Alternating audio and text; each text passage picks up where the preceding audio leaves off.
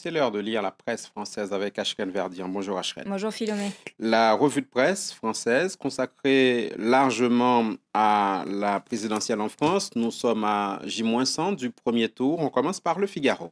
Voilà, alors on commence par cette une du Figaro qui titre J-100, la présidentielle en 10 questions. Le Figaro qui donne également en page 4 des clés pour comprendre ce début de campagne, de l'ambiguïté qui pèse sur le programme de François Hollande, à pourquoi Nicolas Sarkozy n'est toujours pas candidat en passant par la capacité ou non de François Bayrou à créer la surprise. Bref, 10 questions pour résumer les enjeux de cette présidentielle. Enjeu et thème clé, dont celui du mariage gay. C'est assez surprenant qu'il serait bientôt inscrit dans le programme de Nicolas Sarkozy. Voilà, c'est en tout cas ce qu'affirme la une du journal Libération qui titre Mariage gay, Sarkozy tenté par le oui. Alors on y voit cette petite caricature du président français qui passe la bague au doigt à ce qui semble être un membre du groupe Village People. Alors selon l'édito de Libé, il s'agirait d'une stratégie politique visant à reprendre une proposition de la gauche, mais c'est surtout, je cite, la reconnaissance d'une mutation de la société française.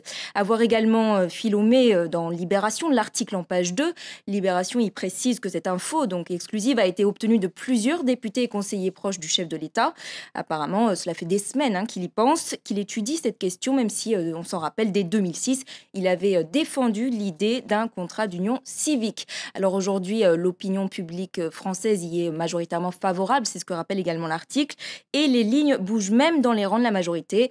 La mesure aurait aussi, je cite, l'avantage de ne rien coûter et d'humaniser un peu plus l'image de Nicolas Sarkozy. Présidentielle encore, à voir le résultat de ce sondage réalisé par Opinionway et Fiducial pour Les Échos. Voilà, c'est à voir en page 4 du quotidien Les Échos, Nicolas Sarkozy, François Hollande, François Bayrou et Marine Le Pen qui éclipsent apparemment totalement, de plus en plus en tout cas, les autres postulants. Les autres candidats ne se partagent donc pour l'instant que des miettes du gâteau. Résultat, selon l'article, d'un réflexe en fait de vote utile, favorisé par la crise économique, mais aussi d'une difficulté à exister dans la campagne pour les autres candidat, une conséquence sans doute pour Dominique Seux, donc l'éditorialiste, du flottement des idées, je cite, qui prévaut dans le débat politique et des guéguerres entre partis qui empêchent d'aborder 3 questions majeures, le déficit public, le pouvoir d'achat et le projet européen. Et enfin, sur ce thème Philomé, à voir l'édito de la Tribune qui, quant à lui, nous dit que le seul vrai sujet qui compte dans cette campagne et dont ne parle pas pour le moment le PS ni l'UMP, trop occupé par ces guéguerres, c'est comment trouver ces fameux 100 milliards d'euros nécessaires pour amener la France à l'équilibre budgétaire en 2016 ou en 2017. Ne pas en parler, ce n'est pas très sérieux, nous dit Philippe Mabille. En attendant de trouver cet argent, sur une note beaucoup plus légère à Rennes, Libération qui dresse un amusant abécédaire. Voilà, il s'agit, Philomé, d'un petit précis lexical qui devrait faire mouche durant la campagne.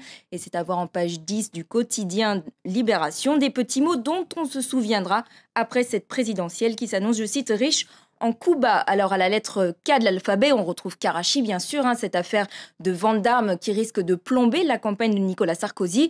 Mais de manière plus amusante, à la lettre C, on a Charlotte, ce fameux bonnet jetable à élastique dont se parent les différents candidats traditionnellement quand ils visitent des usines pour y serrer des mains, avec ses variantes, le casque sur les chantiers ou encore les bottes en caoutchouc dans les fermes.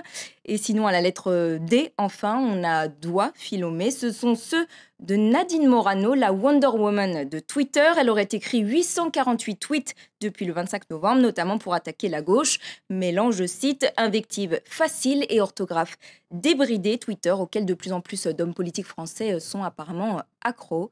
Voilà, Philomé, pour un tour d'horizon de la presse française ce matin. C'est à lire aujourd'hui. Merci à Ashken Verdian, merci à vous d'avoir suivi cette demi-heure d'information. Restez avec nous, l'info continue sur France 24 et sur france24.com en anglais, en français et en arabe.